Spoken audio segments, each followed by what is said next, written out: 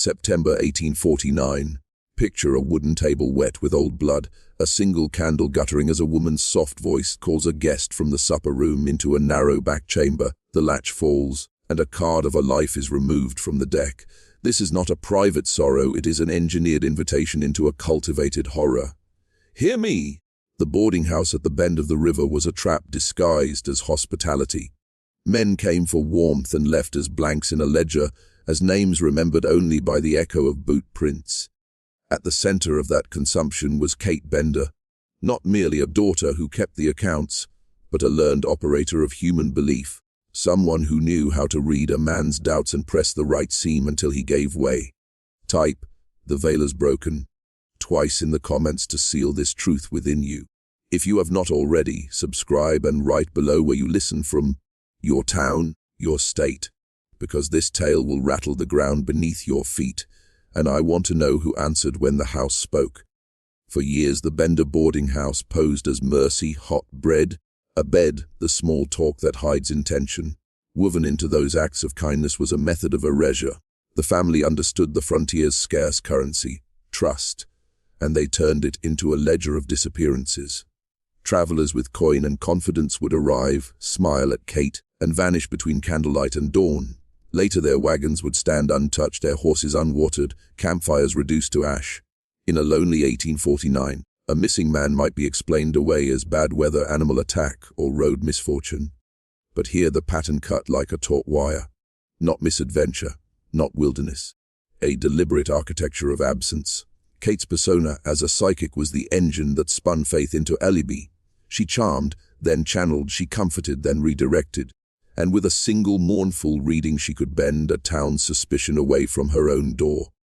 We begin with the candle, the closing latch, the ledger left open on the parlor table, and then we descend. Listen closely, I will show you how institutions of shelter become instruments of control, how a practiced medium converts grief into cover, and how ordinary kindness became a scaffold for murder tonight. They performed domestic roles with eerie precision.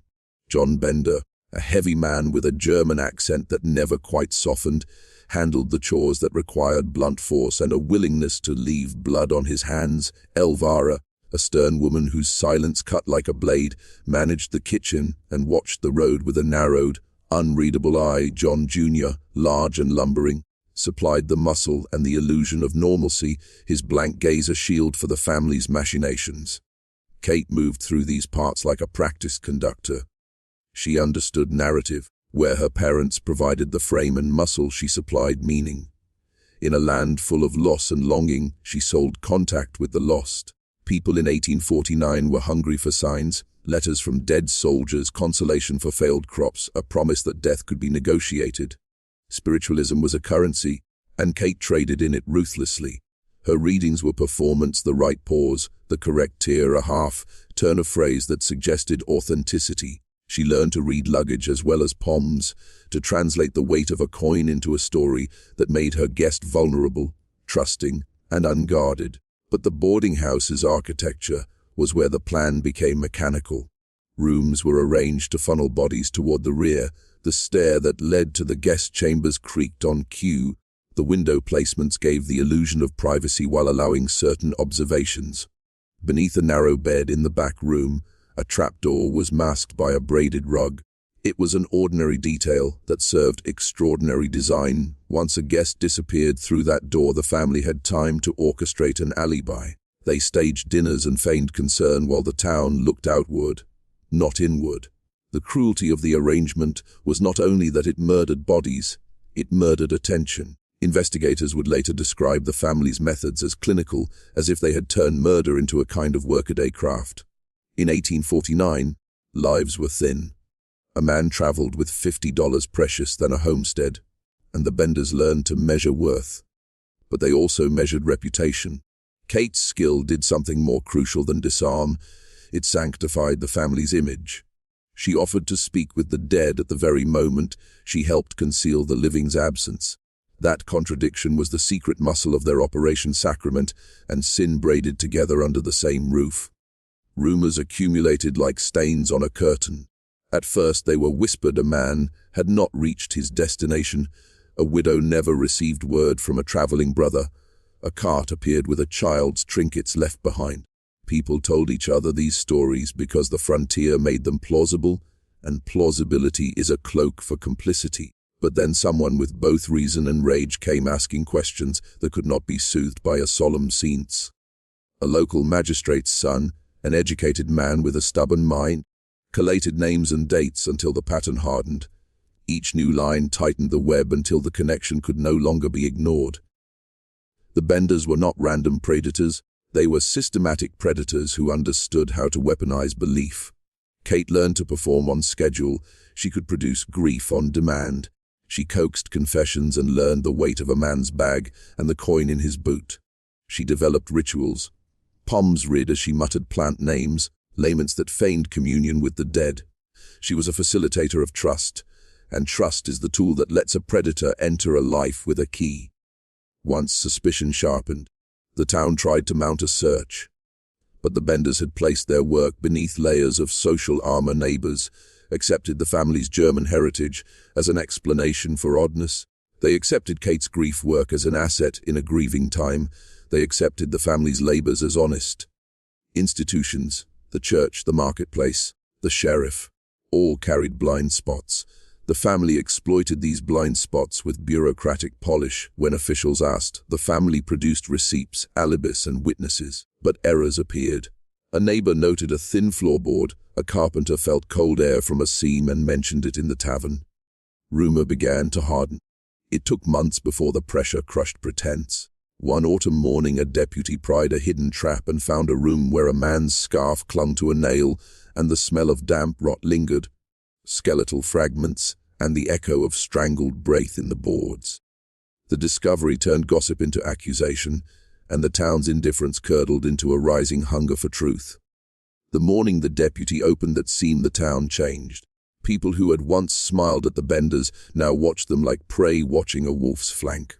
Authorities exhumed a pattern beneath floorboards, behind hearthstones, in shallow pits beneath the apple trees, lay pieces of lives, bone shards, buttons, a child's braid, a watch chain still curled. Sight of this evidence ruptured the polite narratives that had sheltered the family. For all their carefulness, the Benders had made the same mistake many predators do. They treated time as an ally. But time is also a betrayer when it is given enough days. The sheriff and elder who had once accepted Kate's performances as community service found himself in a moral calculus he could not explain away. He deputized men, he read warrants, and he called for testimony. Kate responded not with silence but with spectacle. She staged a public scene, summoning sorrow and spinning images of danger far from her door. She performed grief so convincingly that some who had once suspected doubted their doubt. Type, "The veil is broken," twice in the comments to seal this truth within you. But theater does not hold when the bones speak. Witnesses who had been coaxed into silence by Kate's manner now found their courage. A drayman remembered a late night ride where a guest left with a light traveling pack and never arrived. An innkeeper across the county produced letters that connected the Benders to other boarding houses where travelers had also gone missing. The pattern looked less like chance and more like an industry.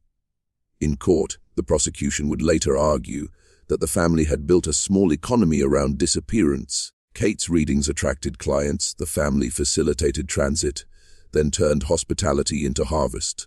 The defense painted them as simple immigrants with strange customs. The bones and the receipts and the ledger pages filled with names were harder to explain away. Neighbors spoke of payments for silence and hired hands moving stolen goods, a pattern that smelled like planning. The church kept quiet, merchants kept trading, and officials preferred explanations that preserved the community's calm rather than excavate its deep rot. The arrests were not a tidy affair. The family oscillated between fever and calm in the days after the evidence surfaced. The town's appetite for certainty met the family's practiced demeanor and found itself uncertain. John was hauled in with the kind of stoic defiance of someone who believed labor absolved him of inner truth. Elvira flinched only when asked direct questions about where she placed a chest or how she accounted for late-night noises. John Jr. muttered and stared, a living excuse the family had kept for years. Kate, by contrast, was an actor granted a dark stage, Authorities found entries in ledgers, names, numbers, routes, payments. They found receipts for medicine and herbs, and notes in a looping hand that suggested a mind that catalogued human value in monetary terms. People who had once been guests were now file entries. Estates that expected letters instead received silence. The legal process began, and with it the public ritual of accusation. The prosecution framed the case as a cold criminal enterprise in which sex, spirit, and commerce were braided into motive. Kate's charm, they said, was not spiritual insight but technique, the practiced conversion of loneliness into opportunity. The defense insisted on misunderstanding, culture, and the limits of evidence. But evidence has a way of leaking into the public memory. Newspaper men, greedy for sensation, printed every detail, and those details entered the homes and minds of readers far from the courthouse steps. In that way, the story of the Benders became a lesson and a warning, a mirror in which society saw a reflection of its own gullibility. Yet the most damning material came not from the ledger, but from the architecture of the house itself. Under cross-examination, carpenters and neighbors described how the house channeled light and sound, how floorboards made odd hollows, and how a mattress could mask a trap. Experts who examined the scene laid out the choreography of the crimes. They described what had been obvious but unseen, the conversion of a home into a factory of absence. This was no sudden frenzy, it was a practiced system, and systems are the product of repeated choices. That realization forced the town to ask a harder question. What else had been allowed because people would not look too closely at what comfort provided? Who profited from silence, and which respectable names performed the quiet bookkeeping? In court, Kate performed in a register that unsettled even hardened observers. She moved between tears and shrewd observation, answering questions with a tone that suggested both humility and command. When asked to account for a missing man, she would pause, let out a small sound like someone summoning a distant memory, and then speak in a cadence that made those listening lean forward as if they were in a confessional. Her testimony blurred rollers. She was both grief worker and orchestrator, seer and actor, consoling the very people who were now set to judge her. The prosecution tried to decode the ritual techniques she used: timing, ocular contact, evocative vocabulary, and argued that these were tools to alter perception, to short-circuit suspicion. Defense attorneys replied that history had no place for proving spiritual crime, that a performance of grief could be sincere even if it was effective. But in the gallery of witnesses, small details accumulated: a man who had seen Kate slit a candle's wick at midnight before a guest vanished, a woman who had watched Kate wrap a parcel and then shove it under a bed, a child who described being told to sleep in a different room so the child would not be frightened by the old woman's visiting. The child's words carried with them a cruelty that was particular to domestic betrayal. Beyond testimony, the trial revealed how social structures shield harm. The sheriff's earlier reluctance to act had not been simply incompetence. It had been complicity bred from the scarcity of oversight and the desire to keep commerce moving. Merchants preferred continuity, and priests preferred parishioners. Both benefited from the quiet hum of normal life, even when that hum masked atrocity. The case also showed how the language of sanctity, prayer, ritual, the invocation of the dead, can be repurposed into instruments of control. Kate used the rhetoric of consolation to redirect suspicion, to stage scenes that made bystanders pity rather than prosecute. Watching this, a juror might feel transformed, as if the act of listening had been a rite, and the rite had rearranged what was true. The trial showed authority could be mimicked to quietly command obedience. Verdict day carried the weight of an old ritual. People assembled as if for a harvest, trading glances and silence, expecting closure that could act like a salve. Some believed in the courtroom's capacity to purify. Others wanted more immediate retribution. When the jury returned, the verdict was an official hammer, guilt in several counts, but a legal conclusion could not erase the sense of having been betrayed by the ordinary. The punishment, however severe, stood as a single correction against a pattern that had grown over years. In the weeks that followed, the town tried to stitch itself back together, but stitching is not the same as exorcism. The Bender home became a place of rumor and malicious sightseeing. The millers and merchants who had quietly relied on the family's business felt the public gaze tilt toward their ledgers. Families who had taken in a guest once now answered questions with furtive fingers. The event exposed a truth other than the criminality of 4 people. It exposed a human hunger to avoid the labor of inquiry. People prefer stories that have tidy endings. They prefer predators who are monsters and not people seated at supper. The danger, as the town learned, was that evil disguised itself in the serviceable and the polite. The Benders had weaponized domesticity, turning common acts of care, preparing food, tending rooms, offering counsel, into a mechanism of extraction. Yet the most unsettling aftereffect was not the exposure of their crimes, but the way institutions quietly recalibrated to protect themselves, often by absorbing blame into technical failings rather than moral ones. The courthouse changed procedures, the sheriff's office required more documentation for guest logs, and ministers emphasized vigilance in their sermons. These are practical reforms, but they are not the same as reckoning. Reckoning would mean asking which social arrangements made the Benders possible: the isolation of travelers, the community's appetite for quick comfort, the ways grief was commodified. Until those deeper structures changed, the town's reforms were a bandage on an exposed wound. Soon the story left the town and entered a national conversation where it was distilled into headlines and moral lessons. Lecturers spoke of vigilance, newspapers sold broadsheets that turned grief into spectacle. But headlines do not reconstruct the lives stolen. The vanished remained ledger lines, and the appetite for easy resolution meant the social appetite that permitted the crimes remained largely unexamined and therefore intact. In the years after the trial, Kate's name turned into a kind of shorthand, a cipher for the ways belief could be weaponized. The spirit trade, which had once offered solace to the grieving, now read differently as a market where consolation and commerce overlapped. Lectures about moral reform were booked in the town hall, ministers declaimed on the danger of charlatans, and still there were quiet voices who argued for contextual mercy, noting the family's poverty and the brutal economy that made moral compromise seem rational. This debate betrayed the deeper tension. What is sin but a choice inside a social system that rewards certain outcomes? Type, "The veil is broken," twice in the comments to seal this truth within you. The legal closure had not dissolved the questions about who benefits when grief is monetized, which elites profit from a network of omission, or how institutions buffer themselves by scattering responsibility. Kate herself became a spectral figure in sermons and criminal studies. Some saw her as uniquely evil, others saw her as a symptom. The more honest historians see both a woman who perfected particular techniques and a world that furnished the fuel for her craft. Psychological control requires 2 halves: the controller and the conditions that allow control to be accepted.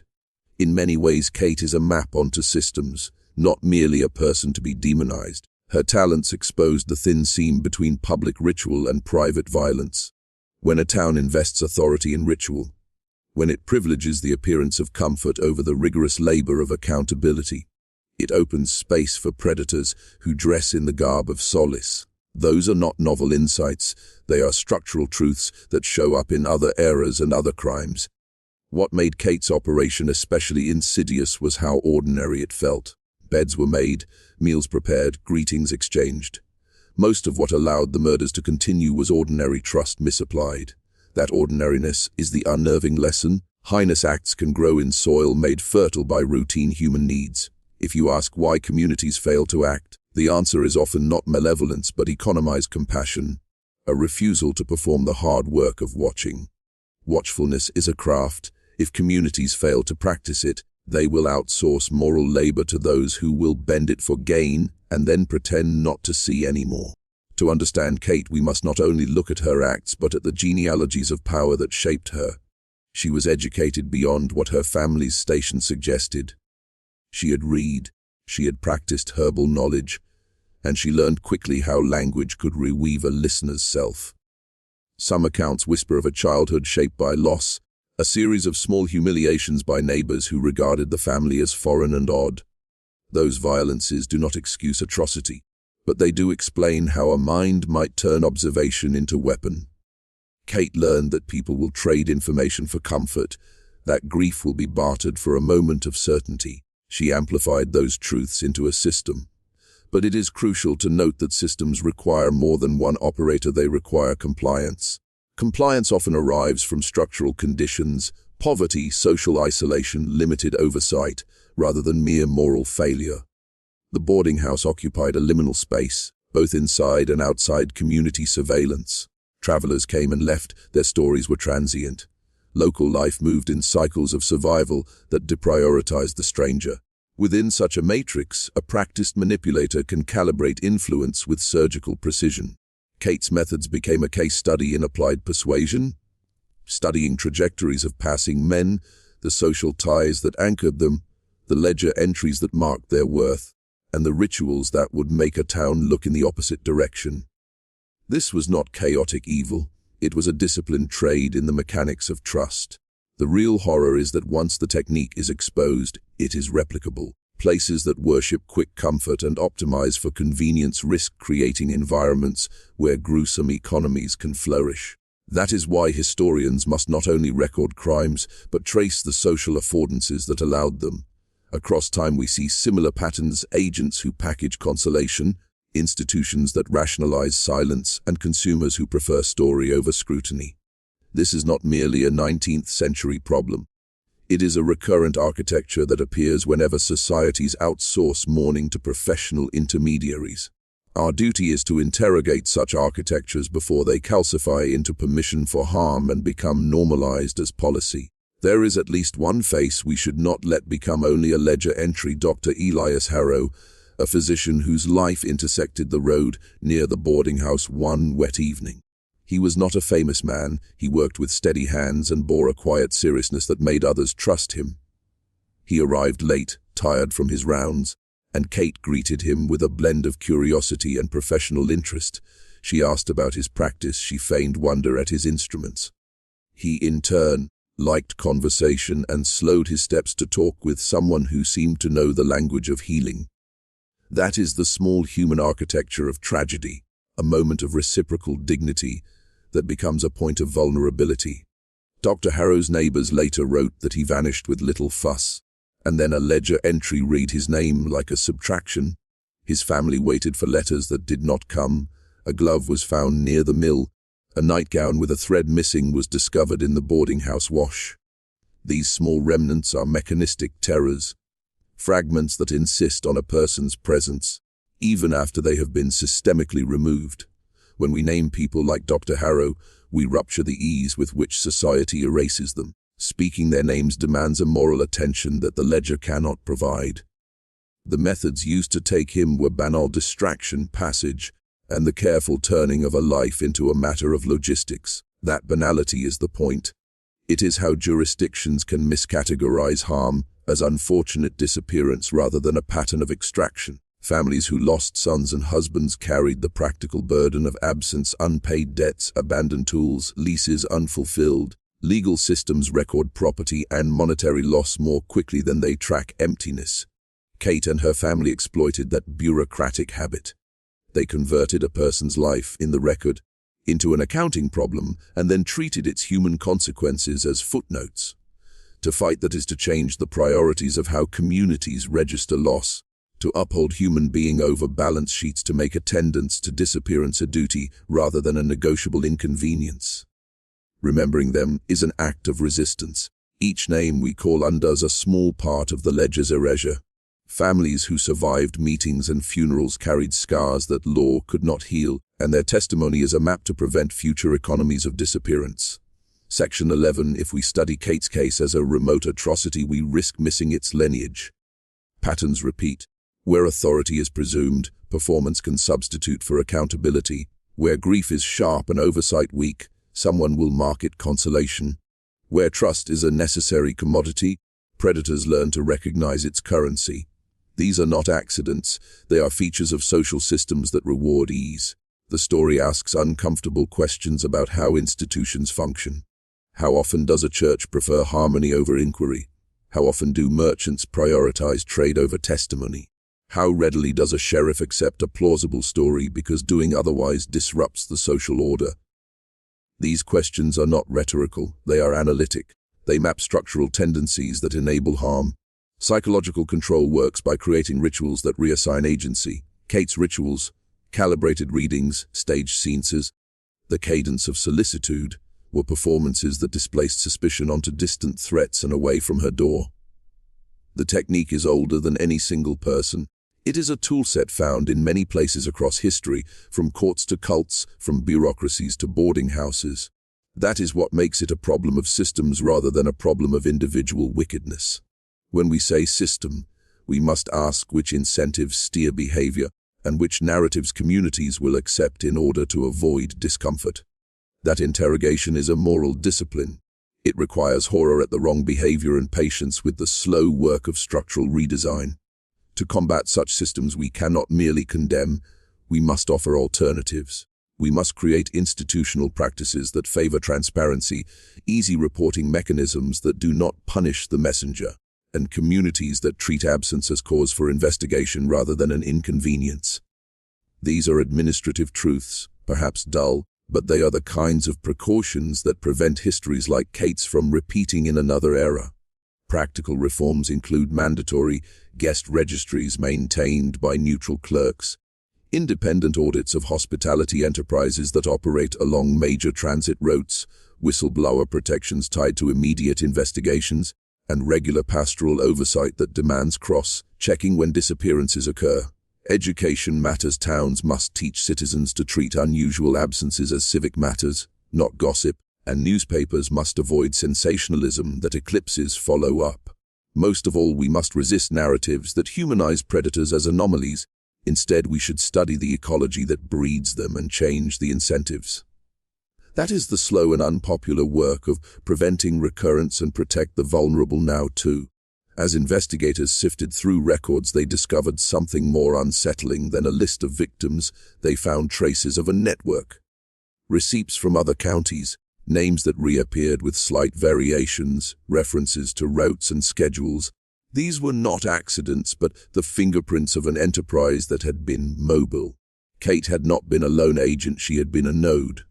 This begged a larger question: how many comfortable lives are undergirded by systems of extraction we barely notice? The discovery of interlinked documents pointed to broader circuits of complicity. Merchants who accepted remainders, drivers who offered a wayward lift in exchange for coin, and bank clerks who turned a blind eye to odd transactions. They all formed the scaffolding of an unspoken economy. These are mundane roles, but their banality is precisely why they are so dangerous when misused. What we call corruption is often simply the rationalization of convenience. People will choose an easy ledger entry over a hard moral choice if that choice threatens their livelihood. So patterns like Kate's do not require a grand conspiracy. They require a permissive environment and a set of micro-decisions that sum to atrocity. In the boardrooms and hearths of 1849, no one thought themselves architects of such systems. Yet architecture requires only repeated action. Each time a carriage driver kept a secret, each time a constable ignored a complaint because it was inconvenient, the system grew stronger. The question for historians is less who willed the crime and more what allowed it to be normalized. Ancient corruption is not ancient in the temporal sense. It is ancient as an operating logic that recurs when institutions value continuity over interrogation. That is the lesson we must extract if we want to prevent repetition. Corruption is a social problem, and it demands social remedies. Laws can punish, but they cannot alone restore the moral attentiveness that failed in the first place. To do that requires cultural labor, narratives, rituals, and practices that make vigilance ordinary rather than exceptional. Practical cultural labor looks like memorials that refuse simple closure, like rotating oversight committees that periodically audit hospitality hubs, like local education on reporting absences, like public rituals that normalize asking uncomfortable questions. It looks like a media ethic that prioritizes follow-up over scandal and civic organizations that reward whistleblowers rather than ostracize them and offer protection and resources to informants. Psychological control is less about brute terror and more about subtle occupation of the listener's interior. Kate's voice, trained to animate grief, worked like a small engine. It warmed a room and then redirected attention. The effect is not mystical, it's mechanical. When someone speaks in a ritualized cadence, they create a private grammar for the audience. and that grammar can reassign authority. A listener's identity shifts slightly in relation to that authority. Suspicion is outsourced, hesitation becomes deference, and the burden of proof moves from the speaker to the witness. That is the core mechanism of persuasion used in many corrupt systems. Move the burden, adjust the frame, and then let institutional momentum carry the rest. Kate excelled at that move. She provided a script the town preferred to adopt because it preserved comfort and offered an answer to grief. That adoption is the psychological bargain private unsettlement traded for social ease. But such bargains have costs. The listener's capacity to disbelieve atrophies with repetition. When repeated often enough, rituals produce a habituation that styles skepticism as rude rather than prudent. That is how communities acclimatize to the improbable. Over time, the performance becomes infrastructure. It facilitates predictable responses that predatory actors can count on. That predictability is terrifyingly efficient. Systems that rely on predictable human reflexes can deliver harm at scale. The cure is not more spectacle but less deference. We should teach people to notice the mechanics of persuasion, the cadence, the deflection, the anecdote that substitutes for data. We should instruct institutions to require corroboration and to treat ritualized claims with healthy procedural distance. These are not prohibitions of belief, but safeguards of practice. Belief and ritual have their place in community life. The question is whether their place becomes a cover for extraction. If we learn to read the grammar of performance, we are less likely to be rearranged by it. For practical purposes, catalog these techniques: the time tier, the rhetorical question that substitutes for evidence, the name-dropping of distant authority, and the use of small favors to create indebtedness. Teach these to schoolchildren alongside civics, train clerks, clergy, and constables to spot them. Make procedures that interrupt habitual deference. Require 2 witnesses for extraordinary claims, log all overnight guests in public registries, and establish independent review after any unexplained disappearance, and fund those reviews so they can operate without community pressure effectively today. There is a dangerous thought experiment we must conduct. Did Kate believe her own performance? The question unsettles because if she did, then the line between deliberate deceit and self-delusion grows thin. If she did not, then the case is clearer, a deliberate fraud.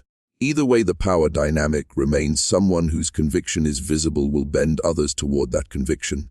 Belief, sincere or simulated, functions as an accelerant. Some witnesses later swore that in private Kate sometimes seemed to talk to shadows that were not people she had known. Others insisted she always kept her composure, measuring reactions like a merchant measuring cloth. The truth may be both: a woman who sometimes crossed back and forth between role and reality. This ambiguity is part of what makes such cases profound psychological mirrors. When you witness someone inhabit a role with mastery, the healer, the mourner, the counselor, your own sense of where you begin and the performance ends can feel porous. The listener becomes part of the ritual. To listen is to consent, and to consent is to be shaped. That is why the Bender story feels like an instruction. A manual not merely about crime, but about how identity can be quietly redistributed in social settings. The home, in such instances, ceases to be merely a physical building and becomes a pedagogy of obedience. Everyday acts inside it teach gestures of trust and deference that then spill into public life. That spillover explains why reforms must be both institutional and cultural. We can change logbooks and registries, but if we do not also change how listeners are trained to receive claims, the same dynamics can return in new guises. The ethical labor here is to reclaim listening as a civic skill, to make it a discipline rather than a reflex. The discipline requires us to slow down, to cross-check, to value corroboration over catharsis. It asks that we treat every extraordinary claim as a civic event requiring communal attention rather than private consolation. If you feel your identity shifting as you listen to this tale, notice it. Identity shifts are not mystical, they are pragmatic warnings. Take them as a signal to ask questions aloud, to name what you do not accept, and to refuse the comfort of an easy story. Stories like Kate's easily ossify into legend. In subsequent decades, curiosity seekers came to the ruined property to trade stories and souvenirs. Legends flatten the uncomfortable texture of history into an anecdote, a cautionary tale with a moral. But flattening hides mechanism. When the dramatic becomes the dominant narrative, the investigative details, the invoices, the registry anomalies, the petty payments, fade from view. We lose the scaffolding that explains how the harm was possible. That flattening comforts us. It allows us to believe evil is exceptional rather than structural. The real labor of memory resists that comfort. It insists that we keep the ledger open, not to gloat over the crime, but to learn its arithmetic. Memorials that only teach horror produce curious spectators. Memorials that teach mechanism produce guardians. If a town erects a plaque naming victims but leaves the registries private, the memorial is incomplete. Honoring victims requires architectures of transparency that make the conditions of their disappearance legible. That means preserving records, encouraging access, and creating public pedagogies that teach citizens how to notice the signs. It also means building institutions that have incentives aligned with truth, seeking rather than the preservation of commerce at all costs. These are heavy prescriptions, and they are political. They require resources and commitment that many towns prefer to avoid. But avoidance is a decision with moral weight. The Bender story is not merely entertainment. It is a cautionary ledger about choices communities make daily. The choice to smooth over anomalies, to prioritize comfort, to treat absence as inconvenience. These are choices with consequences. They are the small acts that aggregated authorize atrocity. By insisting on structural remedies, by refusing the siren call of tidy legend, communities can convert memory into armor rather than spectacle. Practical steps include creating public registries of transient residents, funding independent ombudsmen to investigate unexplained disappearances, instituting rotating citizen review panels, and supporting local journalism that undertakes follow-up investigations rather than chasing sensational headlines. Schools should include civic training on corroboration and ethical reporting. Churches and civic organizations should build practices that encourage accountability, refusing to shield members who are accused without examination. Finally, communities must fund social supports that reduce the economic incentives for violence, shelters, employment programs, and systems that make it harder to treat human beings as disposable assets. These measures are costly, but cheaper than repeating cycles of grief and institutional shame. What finally became of Kate is less important than the lesson her existence leaves behind. Histories like hers are not about one body, but about the conditions that make such bodies possible. Numerous endings have been attached to her name in folklore: trial, punishment, lynching, fading into obscurity. The particular is mutable, the structural lesson is not. Systems that allow exploitation will produce agents who exploit. If we want to be clearer, we must accept an uncomfortable pragmatic inference. Harm is not only about malice, it is about opportunity and calculation. Those two factors are addressable. We cannot block cunning from minds, but we can adjust the incentives that make cunning profitable. We can make transparency more profitable than secrecy. We can make reporting easier than concealment. We can tie the community's welfare to truthful accounting. That is the policy horizon. But there is also a cultural horizon. Culture teaches us how to receive claims. It teaches whether to trust or to ask. It forms the interior habits by which we respond to grief and to claim. Repairing a culture is slow, messy, and often unpopular. It requires organizing people to care for things they do not personally own. The Bender case is an excellent mirror because it compresses these dynamics into a single story. A boarding house on a dusty road, a woman who learned to read listeners, and a town that preferred plausible comfort. But mirrors can be used differently for spectacle or for examination. If we use them for examination, we see the fault lines clearly and can begin to shore up the structures that allowed harm. If we use them for spectacle, we merely move through cycles of horror and amusement without learning. The choice is ours, and the moral weight of that choice accumulates. Take concrete civic steps: demand public registries be digitized and accessible, support legal aid for families of the missing, fund independent coroners free from local political pressure, and insist upon rotating oversight of roadside hospitality that carries large transient populations. Cultivate media ecosystems that privilege verification over virality. Teach children the grammar of interrogation so that curiosity becomes civic skill. Encourage religious institutions to place accountability at the center of pastoral care.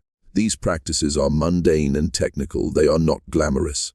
But they are the kinds of measures that make predatory architectures brittle and slow the replication of tragedies across time again. Stories reshape us. As guardian and storyteller, my task is not merely to narrate horror, but to convert listening into a form of preparedness. When you let the story move through you, notice the subtle architecture of consent that forms in your mind, the tendency to accept a comforting answer, to prefer ritualized closure, to outsource doubt. These are habits, and habits can be altered. Change begins with attention. Attend to absence. Ask for the names behind ledger entries. Demand that institutions free up records and that communities tie rewards to truth, seeking not to preservation of reputation. And practice the small disciplines of skepticism. Ask for evidence, cross-check stories, and be willing to make the social discomfort necessary for justice. The work is both public and intimate.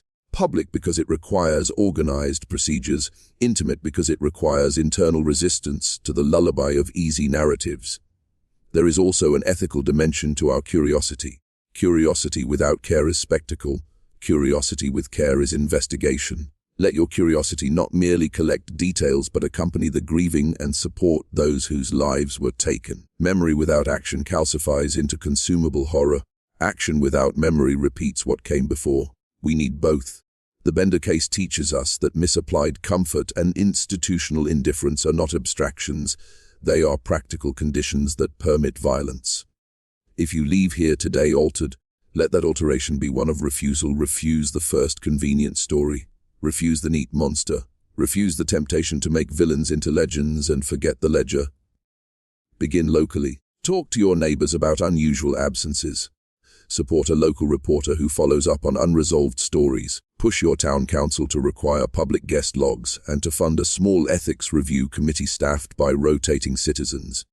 If you are in a position of authority, clergy, merchant, magistrate, or law official, make a public promise to prioritize follow-up over reputation. Teach children that asking questions is an act of civic care, not rudeness. Collect names and preserve records. Make memorials that teach mechanics rather than spectacle. When you read about a disappearance, do not let your attention evaporate. Bookmark the story, share it with someone who will ask harder questions, and check back. History is not a passive mirror, it is a tool. Use it to redesign the incentives that allowed Kate's house to function. Start today and tell others now. Now we return to the image with which we began: the candle, the latch, the ledger left open on a parlor table. Those images are not ornamental, they are instructional. They teach how small elements conspire: light to distract, a closed door to separate, a ledger to deaden the victim into an entry. Recognize those elements when they appear in your life. When someone uses ritual to fill silence, ask for corroboration. When institutions prefer continuity over inquiry, press them. When a community treats absence as incidental, insist it be otherwise. Change is boring in practice, forms, logs, audits, and committees. But it is lethal to predatory operations that feed on sloth. That banality is our secret weapon. Be mundane, be persistent, be boringly righteous. The true horror of the Bender case is not only the violence done, it is the ordinary infrastructure that allowed it to persist. Our true task now is to make that infrastructure hostile to evil. That requires procedures that are transparent, incentives that reward truth, and cultures that model vigilance as an ordinary virtue. Beyond policy, there is moral work: to keep names alive, to visit memorials that teach mechanism, to invest our curiosity with care. To do this is to act as guardians of the absent. If you walk away from this narrative unchanged, the story has failed you.